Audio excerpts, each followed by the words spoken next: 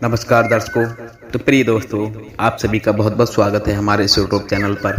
प्रिय दोस्तों, माता लक्ष्मी ने और भगवान विष्णु ने माता लक्ष्मी को स्वयं बताया था कि हमेशा अच्छे लोगों की मृत्यु क्यों जल्दी हो जाती है और अच्छे लोगों के साथ में उनके ही बुरा क्यों हो जाता है और बुरे लोगों के साथ बुरा क्यों नहीं हो पाता है। या यूँ मान लो कि अच्छे लोग हमेशा सुखी जीवन क्यों नहीं जी पाते हैं और वहीं साथियों बुरे लोगों को सुखी जीवन क्यों प्राप्त होता है। और भाई दोस्तों, जो लोग ज़्यादा पूजा पाठ करते हैं, रोज भगवान की पूजा आराधना करते हैं, उन्हीं के साथ इतना बुरा क्यों हो जाता है।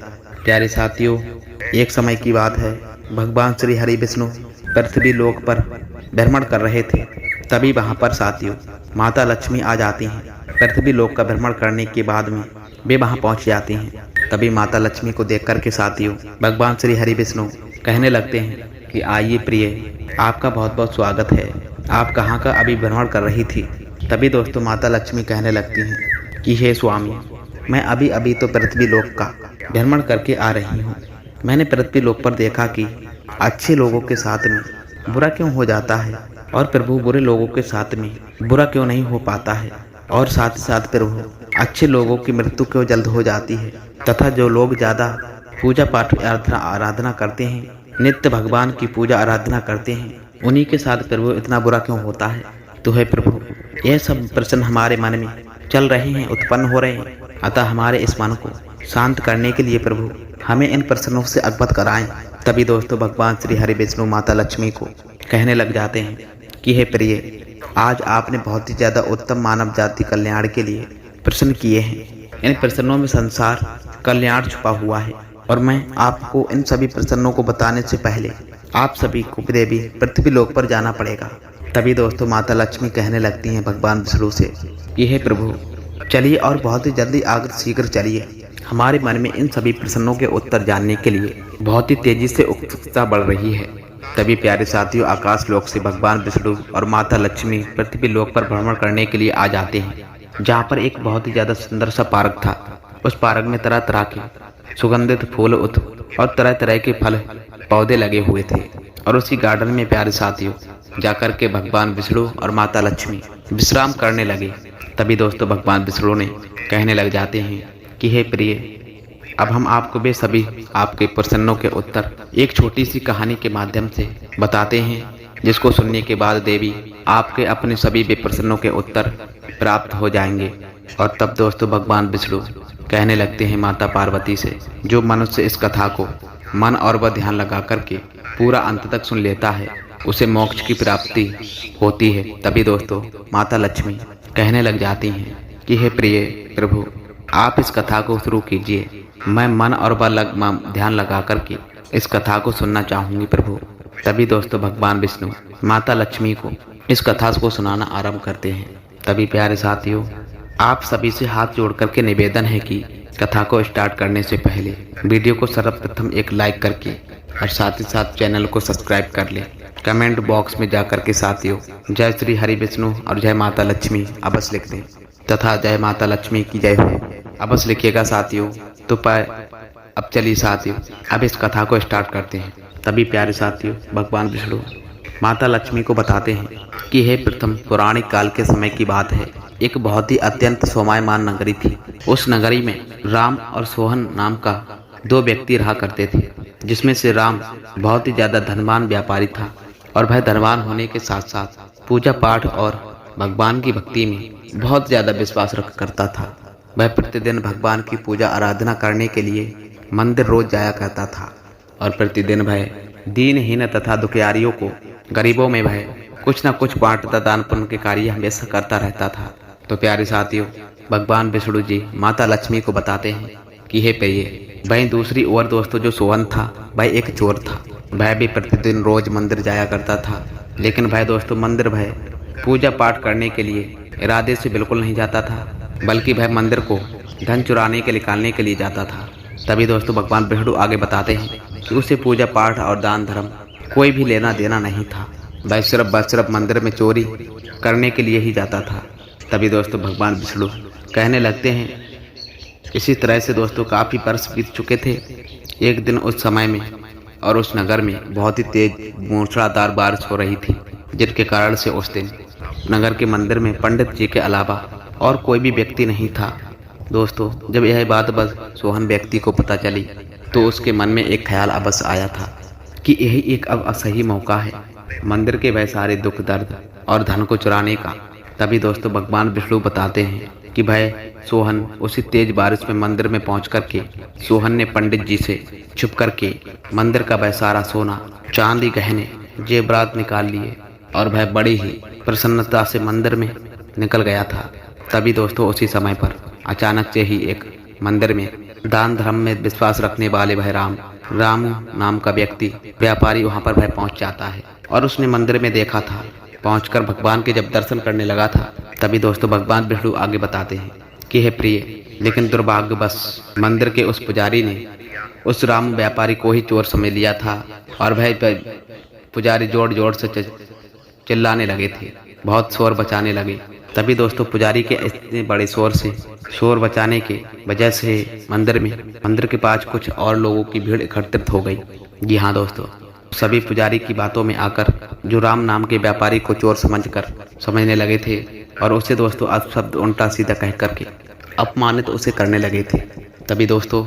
तभी भगवान विष्णु पार्वती और सीता और लक्ष्मी जी को बताते हैं कि ये देवी यह देख करके जो राम जो था वह बहुत ही ज्यादा आश्चर्यचकित हो गया और उसे बिल्कुल समझ नहीं आ रहा था कि उसने ऐसा क्या कौन सा काम किया है और जो उसके साथ ऐसा हो रहा है।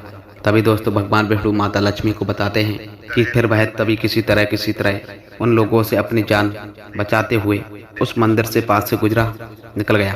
लेकिन वही दुर्भाग्यवश दोस्तों जैसे ही मंदिर से वह बाहर निकला वैसे ही टक्कर उसकी एक गाड़ी से हो चुकी थी। अब वह पूरी तरह से दोस्तों घायल हो चुका था।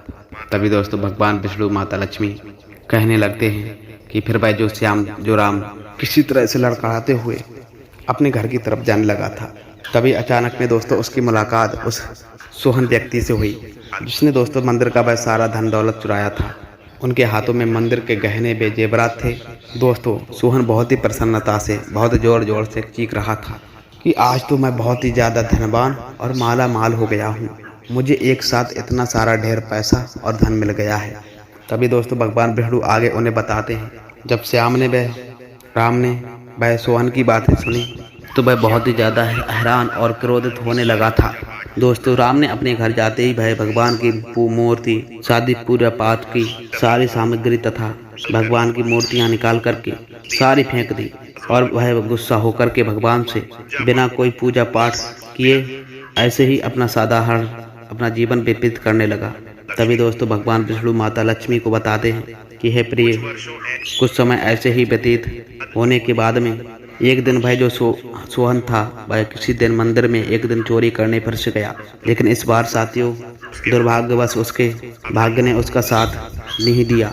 उसे उस मंदिर के पुजारी ने पकड़ लिया था और वह बहुत जोर जोर से चिल्लाने लगे थे, कहने लगे थे, अरे क्या कोई है, सुनो, मंदिर से कोई चोरी करके भाग रहा है, जो भी जान रहा सुन रहा हो वह जल्दी भागकर आ जाए। तभी प्यारे साथियों वहां पर गांव के काफी लोग जो थे वह इकट्ठे हुए और उस सोहन के लिए दोस्तों बहुत ही ज्यादा मार लगाते हैं और जिनके कारण से उसे अंदरूनी एक चोट पहुंच जाती है। तभी साथियों वह रास्ते में जाता रहता है और सामने से जब एक गाड़ी आती है उसके टक्कर हो जाने से उसकी दोस्तों मृत्यु वहीं पर हो जाती है। कि यहाँ दोस्तों जब दोनों भाई व्यक्ति दोस्तों ऊपर यमराज की सभा में पहुंच जाते हैं तब साथियों जो श्याम था सोहन को जो खड़ा देखा था तो राम ने बड़े ही क्रोधित स्वर यमराज से कहा था कि मैंने तो प्रभु अपने जीवन काल में हमेशा ही ईश्वर की पूजा आराधना की थी, मेहनत और आर्य धर्म के कार्य किए थे, पुण्य धर्म के कार्य किए थे और अच्छे ही कर्म किए थे, लेकिन मुझे बस सिर्फ दुख और अपमान और पीड़ा के अलावा और कुछ नहीं प्राप्त हुआ। मुझे कभी भी इस जीवन का कभी अच्छा सुख प्राप्त नहीं हो पाया। लेकिन भाई साथ ही साथ इस दिन दोस्तों इसने तो ना तो कभी भी पूजा आराधना की और ना ही कभी मंदिर में भक्ति की और ना ही कभी भी इसने कभी भी जरूरतमंद की सहायता की। कोई इसके साथ हमेशा अच्छा ही घटा हुआ है और इसे हमेशा वह सुख ही सुख प्राप्त हुआ है।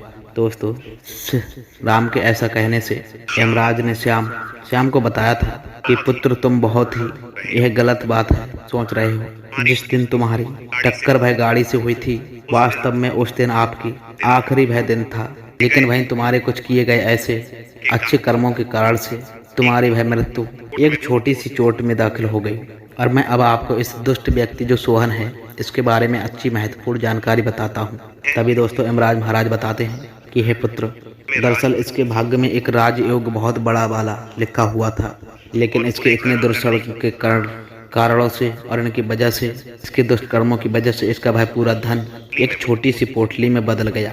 तभी दोस्तों यमराज उसी लड़के को बताते हैं कि हे पुत्र, कभी कभी अच्छे और बेसच्चे लोगों के साथ बुरा हो जाता है और भगवान की पूजा पाठ आराधना करने वाले लोगों पर भगवान उनकी परीक्षा अवश्य लेते हैं, क्योंकि दोस्तों भगवान अपने उनको साथ बांध कर रखना चाहते हैं। इसलिए प्यारे साथियों, अच्छे मनुष्य हमेशा दुखी क्यों रहते हैं और वहीं बुरे लोग हमेशा सुखी क्यों रहते हैं। प्यारे साथियों, आगे भगवान विष्णु माता लक्ष्मी को यह बात बताते हैं।